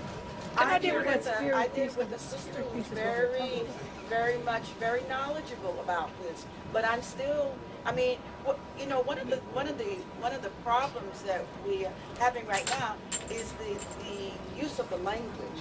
When we use the word God, you know, it generates one thing, but when we start to talk about it in terms of ancient Egypt and using the same word, it doesn't have the same meaning. There you go. So, you hit it right on the head. That's what I was going to tell you, that the term God is used different today. The term God is to signify that dead white man on the cross. Okay? Getting us Africans to bow down to that image and supporting white superiority, supporting white supremacy, and making this white man a God and worshiping him as our God. That's the purpose of that word God. And word God probably was not used in ancient Egypt, just like she said. Okay, but anyway, we're going to have to move on. Where's the other brother? Okay. Right here, brother. Okay, come on over here. All right. First of all, I'd like to say I really enjoyed your talk today. Okay, come on over here, brother. I can do it from back here. Okay, go ahead. Sister Williams touched on something when I was heading my question from your lecture earlier. When you mentioned about the triad, right? And they had the different deities and they substituted for white deities, and they had the problem with the father because the father would be black, right? There you go. So they made him invisible. Right. Okay, so my question is, as Sister touched on, there are some, even in Rome, they said the Pope goes downstairs, what, twice a year or something like that, to worship the Black Madonna. So that means, according to what you said, following that line of reasoning, that they had to acknowledge that the scene was black. And I understand that the early Coptics, that the whole scene that you see with the Pope with his scepter and all that was, in some cases, is a black scene, i.e., your AME church. Their Jesus and their church is black. Of course, we know there is no Jesus, but okay, but their scene is a black scene. So my question is, so how does that play into your lecture about what they had to hide the fact that they had a problem because there was the father was black, right? How did they? So they had to make him invisible. That was the Roman Catholic Church? Well, not necessarily just the Roman Catholic Church, but those, as Sister brought out, like those who worship the quote-unquote Black Madonna. Okay. They're still a part of a black scene. That means that there was a black father somewhere. Okay. Right? Well, that's what I brought out in my lecture when I had to draw those circles and so on and so on, that the father is African but invisible. Now, the Roman Catholic Church listen to what I'm saying, the Roman Catholic Church know that there's never been a man that ever walked earth in human form within a race, creed, color by the name of Jesus Christ. They know that, historically. They know that, okay? But they're not going to tell you that. You see? Can you say that again? I said the Roman Catholic Church, as I speak at this very moment, know that there's never been a man that ever walked earth in human form within a race, creed, or color by the name of Jesus Christ. They know that. That's right, they do. And if you don't believe it, go and get your Pope. You bring him here, and if he doesn't admit that there's never been no Jesus Christ, I'll break it down for him and show him, just like I showed you all, how this Christ was made. Do you know that? Pope, the Roman Catholic Church knows that. You already know that. But they're not going to tell you that. See? Because it keeps them in power. You see? This keeps them in power. Is that right, sister? And you quote Leo the 10th. Pope Leo the 10th. Hello, everybody. Listen up. Pope Leo the 10th. In the 16th century said this. He said, the myth of Jesus has served us well. The Christ myth. Okay? The Christ myth, so when they look it up. The Christ myth has served us well. Okay? So they know that there's no Jesus. They already know that. They know that there's no Christ. They know that how this image that's on that cross is not real. They know that. Okay. So don't forget now, she was impregnated, immaculate, not by. Then Rebecca must have had some melanin. Sent from heaven. That's my brother. Where you from, my brother? Well, I'm from here. I know. You came from? Westchester. Westchester what? Yonkers. Yo, Yonkers, New York. Okay, I want to acknowledge you. You're traveling here from Yonkers to attend this lecture. Thank you so much. Okay, go ahead, brother. Stand up. Yes, I just want to add on. I think this is Benedict. That's the one that's in there now? Uh-huh. Yeah, he did admit that there's no Adam and Eve, and Jesus is not coming back. So that's a little, kind of like a little lesson they're telling you, no, this ain't really happening in a roundabout way. But this is the one I want to ask. I got some people I know that they want to hold on to this fake Jesus and this fake Christianity, this fake religion. And they say, well, the Ethiopians was the real true Christians. They're trying to hold on to this, right? So I was saying, wait a minute, they got to have the Christianity came from the Roman Catholic Church. So I'm trying to figure out. Christianity didn't come from Roman Catholic. Okay, right. How did the Ethiopians get it? That's what I'm trying to say. Okay, I'm going to ask that question. There are a lot of, even scholars in the African community, makes a statement that Christianity started with the Ethiopians in Ethiopia. That's historically incorrect. Tonight I told you how this image of Cerebus was made into the Christ, right? Who did that? Africans. Africans, naming who? Melkites. Melkite. The Melkite Coptic Egyptians were your first Christians on earth, not the Ethiopians. See? And that they became the first Christians on earth in the 5th century at the Council of Ephesus, 431. Now, I'll tell you when Ethiopia received Christianity? in the middle of the 19th century. The Church of England. If I'm invited back, I'll give a lecture on how Christianity came to Ethiopia. It was the Church of England that brought Christianity into Ethiopia. I'll give you all the dates, I'll give you the names, everything. I can break it down to you. So, anybody say about Ethiopians being the first? No, that's historically incorrect. At the Council of Ephesus 431, the Melchite Coptic Egyptian who made this image of Serapis into the Christ. So that means England gave Ethiopians that part of Christianity.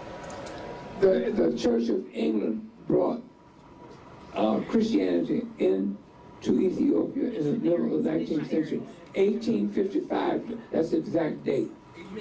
1855. With missionaries, yeah. 1855. I have a question. I did some study on myself, not myself, but study on my own. I was wondering, it says Ra is Horus' father, so I was wondering, where does that land in your chart? See, Horus's father is Osiris. Ra is the creator. You got to go back into the Ennead, again, like my wife was bringing up.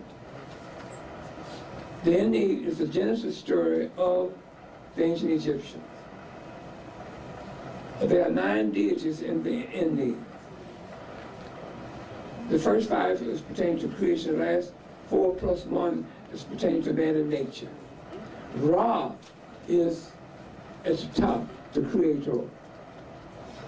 Then you have his son, Shu-Air. Then you have his daughter, Tefnut, Marsha and water, and so forth and so on. You see. Because at the same time, doing more research into that type of stuff, I realized looking at Christianity versus the Egyptians and stuff like that, Thoth would be Gabriel, Seth would be Lucifer. It was more of a comparison in that nature.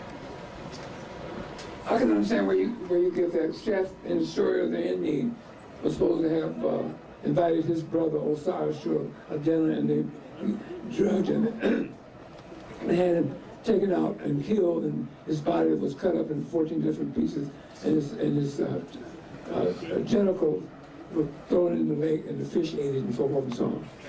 So it goes in that story. So that's a lecture within itself. Okay? Okay, thank you. Brother back there, he said his hand. Okay, go ahead, brother, stand up. Yes, sir. I have a question in terms of Christianity, when it comes to Christians dealing with the replacement of the Bible, because they feel if they don't have anything else to go to or anything else to reference to, how can you take away, their Jesus and their God and their Holy Ghost? I just want to know if you could expand that a little bit, explain that to me.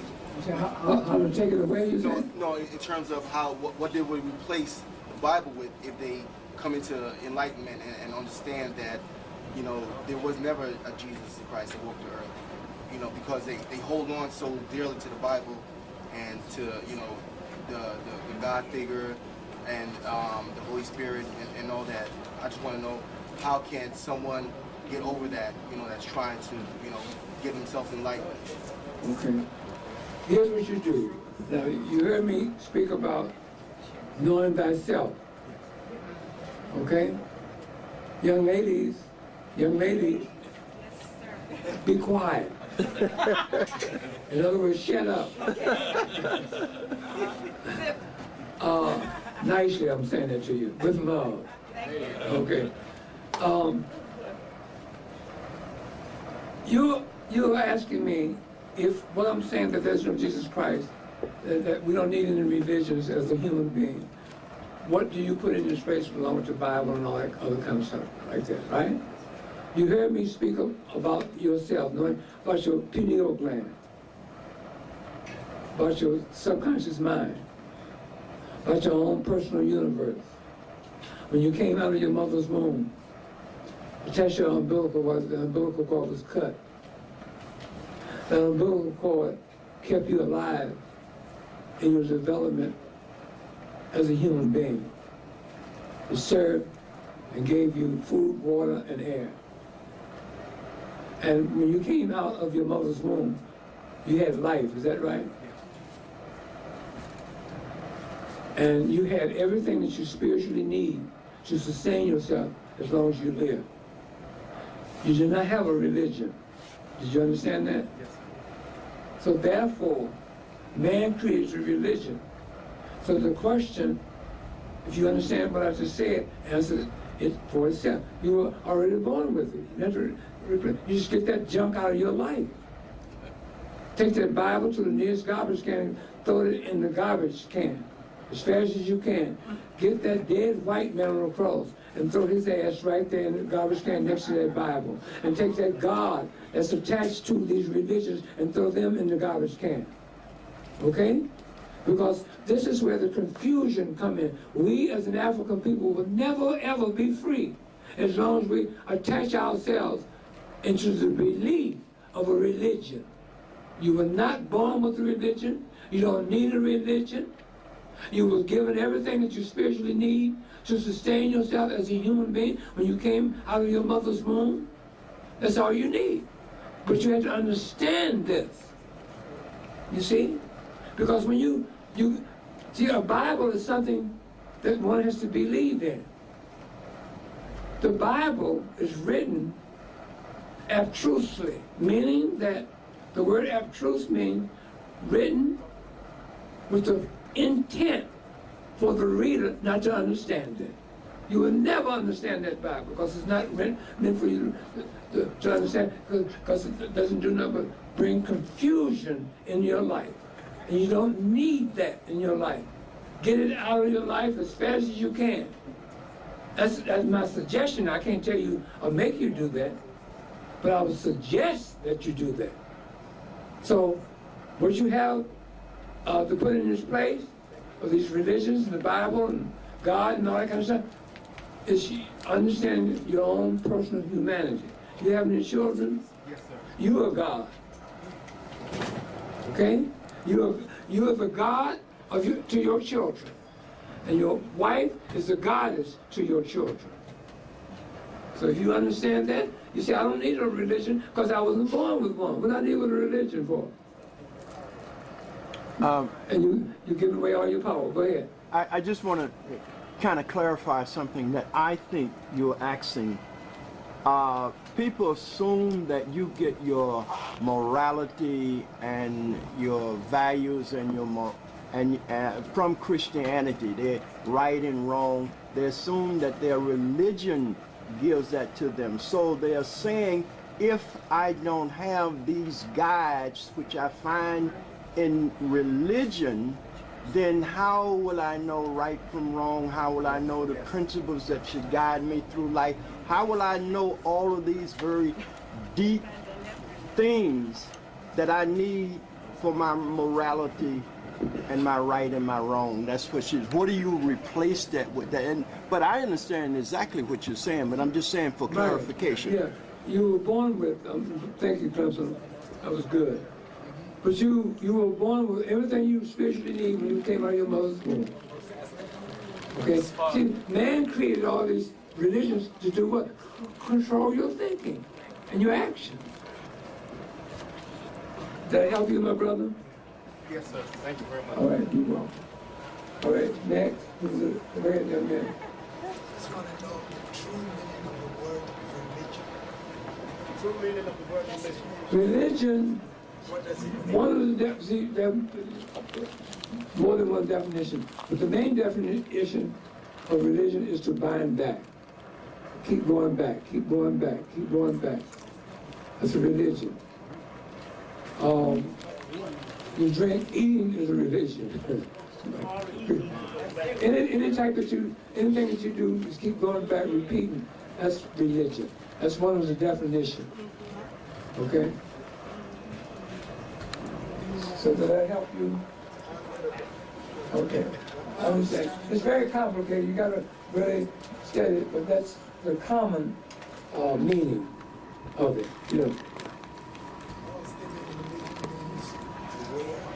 No.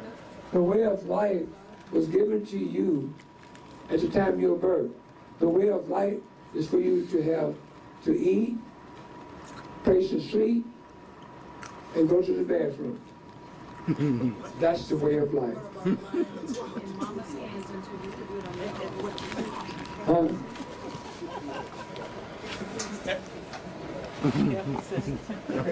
That's the way of life. That's the natural way of life. Okay? You're gonna eat, you got to eat in order to live. You got to drink water in order to live, and you got to sleep and rest your body in order to live and be healthy. That's the way of life. Okay, who else? Go ahead, young lady. Yeah, I've got two things to say. One, we often forget that we study the other animals. We study nature itself. So spirit, whether it's the scrab beetle, whether it's the hawk, we appreciate because we watch what these animals do and how they do it. And so therefore, we adopt, one might say, those spirits. But when it comes to Jesus, Rome is about serious business because in 7 AD, they woke up early one morning to the hooves of 30,000 horses coming in from what we know today as ancient Egypt, invading with a brother named Jesus, who Rome labeled Black Jesus, who Rome is said to have. You don't think so? Okay.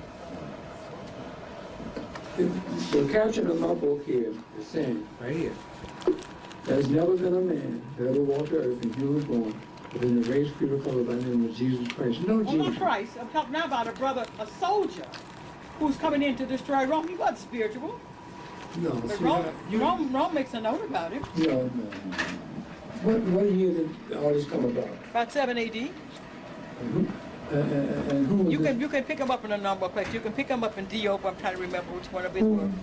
She can't tell Diop. Makes a note about it. And so does Belinkowski. No. That's tradition, sweetheart. I sit here. I gave you hands. Not a Christ. I'm not talking about a Christ. I'm talking about just a brother who's a soldier trying to destroy Rome. Or to reclaim Kemet. No. Don't believe that. Don't believe that, sweetheart. Can I believe Guinness Khan?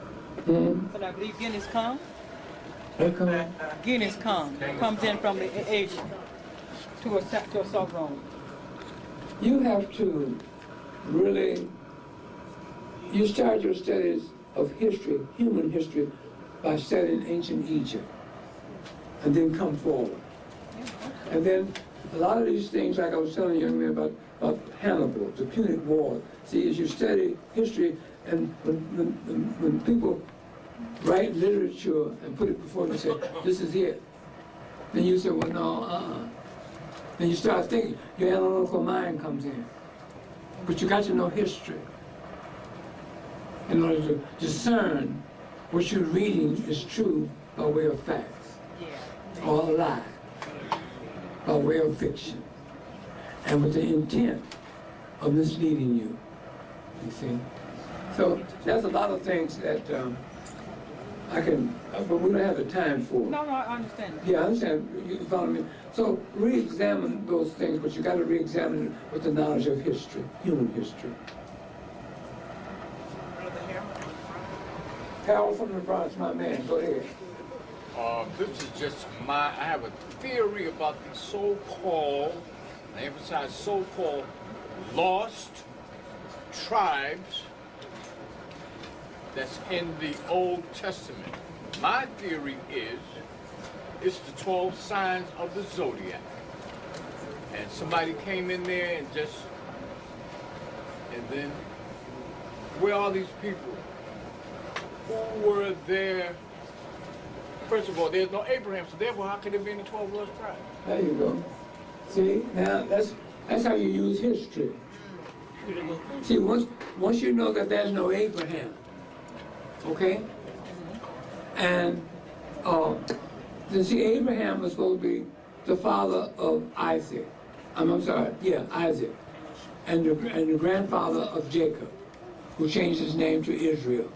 And Israel, Jacob had 12 sons, the 12 tribes of Israel. It goes on and on.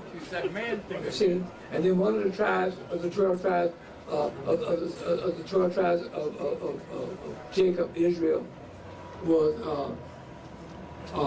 Judah. They said that Jesus came from the tribe of Judah, so therefore he was a Jew. You see how they mislead you with words? Yeah, but I'm not talking about it. Mine is strictly based on war and the fight back of Kemet against Rome. In other words, the conquering. So that's another whole story. I mean, this is not about no religion at all. This is about whether or not Egyptians at some point rose up and we had this great general who came in with 30,000 troops, and Rome is said to have had 3 great strikes against it. One would be Spartacus, one would be the brother that came in from the east, Genghis Khan, and the third one was a man named Jesus, who they labeled Black Jesus. See, that wipes out the whole story, because they put that Jesus in there. You see, and see another thing that I'm bringing out, my wife and I are bringing out in the 3rd book. Yeah. I have a warning in there on the 2nd chapter of this new book. It's called Dispelling Myths of Ancient Egypt. I have a warning to all African scholars, teachers, intellectuals, and students. Do not use the chronology of ancient Egypt. Because the ancient Egyptians never wrote a chronology or a history of themselves. Right, but this is certainly not ancient Egypt. This would be modern. 7 A.D. Well, see, all 7 A.D. No. No. Okay, I'm sorry. I'm sorry, man. I got to give my theory. Okay. My theory is, in the beginning, black people ruled everything. We came out of triple blackness, before all of that foolishness, right? And then, then we got up to a point where you had civilizations like Mu and Samaria and Atlantis, Egypt. And that other thing, this thing about, we worship the Creator, not God. God is dog spelled backwards. Forget about that. Anytime you're talking about God, you're trapping yourself. Deal with the Creator of the universes, not the universe, the universes. It's more than 9 planets. It's vast. So I'm talking about that's where we come from. And then you build upon that. All that other stuff, when the white people came, that was, like you say, civilization was over. We came long before that. You know what I'm saying? This planet been around a long time. So let's not trap ourselves in that little time. We the original people. Black people, we came from there to where we are now. Okay. That's all I got to say. See, in 7 A.D., there was no Christianity, so there was no Jesus. No, look, this Jesus, I'm not talking about a religious Jesus. This man's name just happened. Jesus is a common Jewish personal name. His name is Jesus. I'm saying the Romans don't want you. Rome never talks about it. They label him Black Jesus to begin with. Rome don't want to remember him. You know when the name Jesus came about? When the seed of Christianity moved out of Northeast Africa into Europe on the outskirts of Rome that I mentioned. That it was Christ there. Yeah, that's when it's Christ. But this wait now, just a moment now. They added this Jesus, the Christ, when the Vatican was created. Yeah. Okay? They said that this Christ, this regular Christ, was the son of Zeus. You see? Jesus, when you write the name Jesus, it comes out to be Jesus. Yeah. So they said that this image, which was a Greek, Jesus is the Greek God for the Greeks. Okay? So by him being a Greek, which was a successor of Alexander, the Greek, when he came into Egypt, he was a Greek. So when they got to Europe, when the seed got to move to Europe, they added Jesus, the son, the father of of Christ.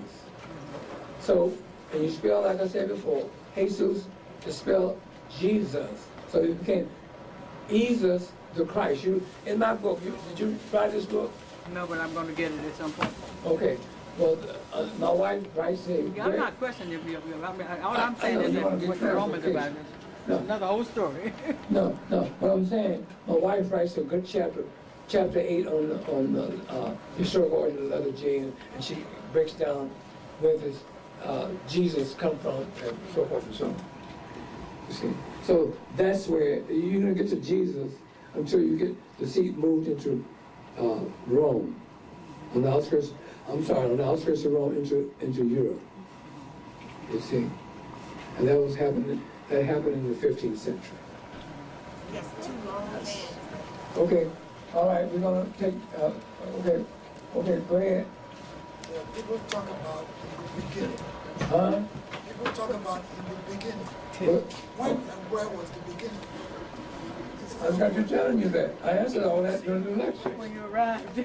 When was the beginning? The beginning for you when you came out of your mother's womb. The ending for you is when you died. The beginning, I can't answer that. Nobody can answer when the beginning began. That's all I want to hear. No one can answer that. I said that during the lecture. Is that correct? Yes, sir. Mystery of life. It's called the mystery of life. I can't tell you I know the answer. I don't. The answer is I don't know. It's the mystery of life. Okay. All right. Who else? I just want to know the books, the Book of the Dead, and the mental death. Where did that originate from? The Book of the Dead and the mental death. They said that's supposed to be the original Bible, but you said nobody deciphered the Egyptians' writings and stuff like that, and the chronology and all that. I mean, how you said it, but that's where I want to know where the mental letter and the Book of the Dead coming forth, whatever those books. How do they get by day? Yeah. We're coming forth by day of the Book of the Dead. You're talking about E.A. Wallace Budge, right? That came out in 1899. Okay? It has no value to it. You have to go back before, you got to go back 19 years before E. Wallace Budge came out with the Book of the Dead. You got to go back to Adolf Ehrman, the German, who was the curator of the Berlin Museum. He came out in 1880 with what is known as the Dictionary of the Hieroglyphs. 19. 10 is Budge's second word. Huh? 1910 is Budge's second word. The first book was 1899. Right, and the second was 1910. Right, okay. You got to go back to Adolf Ehrman. Adolf Ehrman came out in 1880 with the first dictionary of the hieroglyphs. 1925 they revised, 1934 they revised it again. Okay, so the foundation, then you got Alan Gardner wrote a book called Egyptian Grammar. See, now you got to be careful when you study these Europeans now. They're trying to make the hieroglyphs. You got to listen to me now. You got to either pay attention to me or them. The Europeans are trying to take the pictorial symbols known as the hieroglyphs, which was drawn by our ancestors, ancient Egyptians, during the time of antiquity. They're trying to say that they have deciphered them. The hieroglyphs cannot be deciphered. It's impossible to decipher the hieroglyphics. And I write a chapter in my book, The Historical Origin of Christianity, page 146, why the Meta-Netia hieroglyphics has never been deciphered. So, they're just pictorial symbols. They cannot be deciphered because in order to decipher a symbol, one would have to know the meaning of the symbol. Then if you know the meaning of the symbol, then you can explain the symbol. But if you don't know the meaning of something, you can't explain nothing. Europeans say they know and have the disciple of the Harvard in order to institutionalize our ancestors' culture and civilization and call themselves Egyptologists. No such thing as an Egyptologist. If you are an Egyptologist, tell me and speak the language that our ancestors spoke during the time of antiquity. If you're an Egyptologist, tell me how the Great Pyramid was built. Huh? Now, General Massey, he's also in that class too with a European. All of them. They're gonna come up like I'm telling in my new book about the chronology of ancient Egypt. The chronology of ancient Egypt, as it's written today, was created by Western academia, using the Bible to do so. And I got 5 examples in my new book of what I'm talking about. You see? See what the Europeans, and my wife will attest this because she's been digging in this one subject going on over 3 years. But anyway, what the Europeans are trying to do, they're trying to dispel and repudiate our ancestors being the first literate people on earth with an alphabet. They're going to say the Sumerians brought writing in. It's a lie. Okay? That's a lie. So we're bringing that out in our book. Okay?